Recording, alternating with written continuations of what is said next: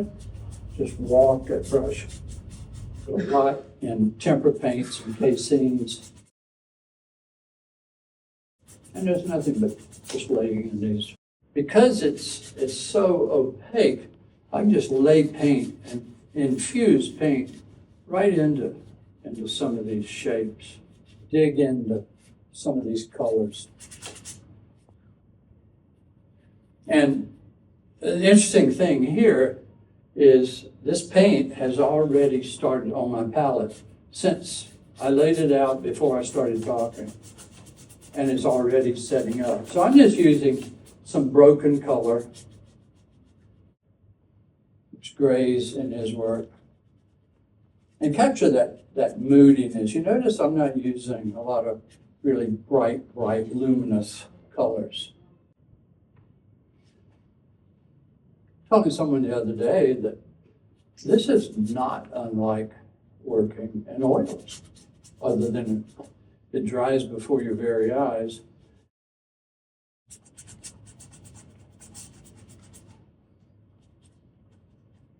And I think this is why I love this stuff. I mean, you can, if I wanted to, I'm a little early in the painting, but I could start really piling this paint up, infusing these warms in this foreground, and there's some warms in his foreground. Those of you who are painters, if you haven't tried working in gouache, actually there are a lot of contemporary painters. I love this stuff.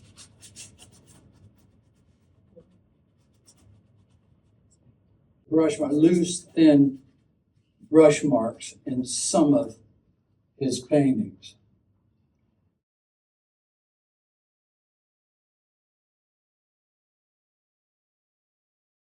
Dig into that paint.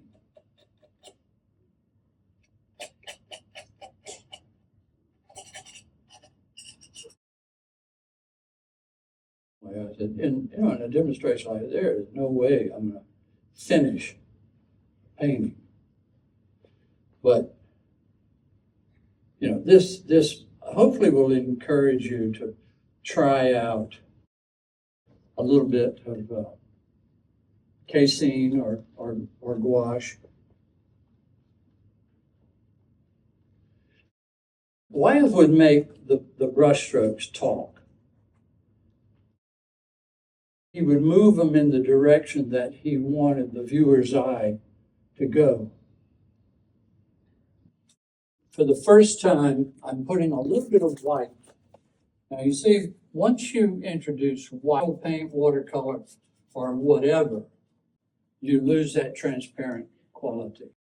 Now, as Wyeth would do, even in this paint, is carve out with that white along that edge, a gray. A lot of people get confused. They end up looking like bullet holes. And what really has to happen is if you overdo them, they do look like bullet holes. And one of the things I learned from John Carlson, you reduce the value. I don't refer to them as sky holes. I refer to them as apertures.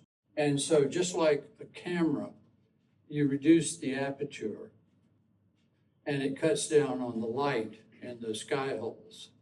And we just carve out that tree. So this is how you introduce white into your paint and into your color.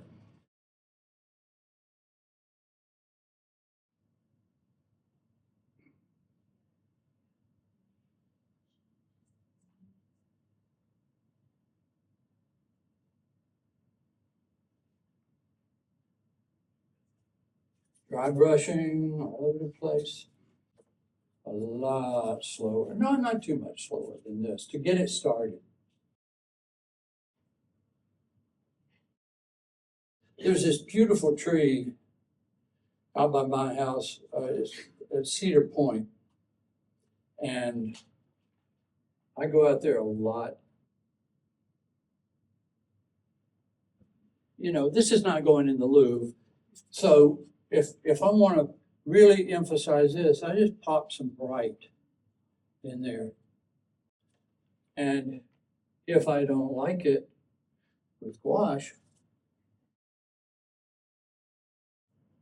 I mean, it's kind of fun.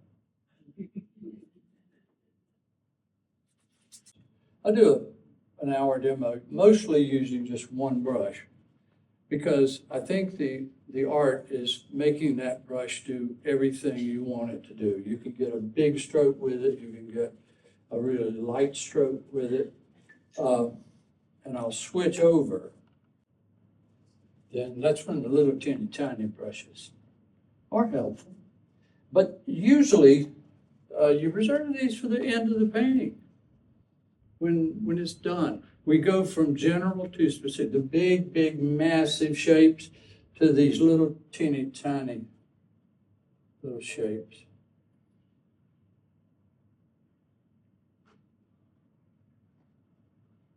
The beauty of putting a little casein in there, a little white, is I can carve that down, push that back just a little bit further.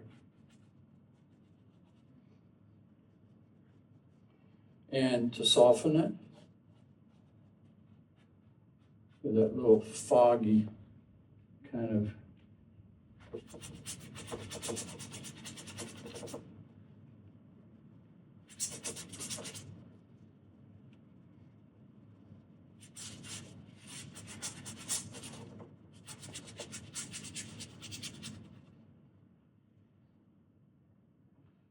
and hopefully this is a little contrary to how I normally paint. I tend to use a little bit more color. There is not a color on here that's not mixed with another color.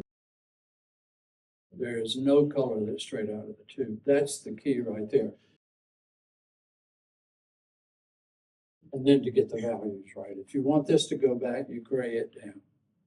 And you lower the contrast between the sky and this background. You want the foreground to come forward, you throw some warms.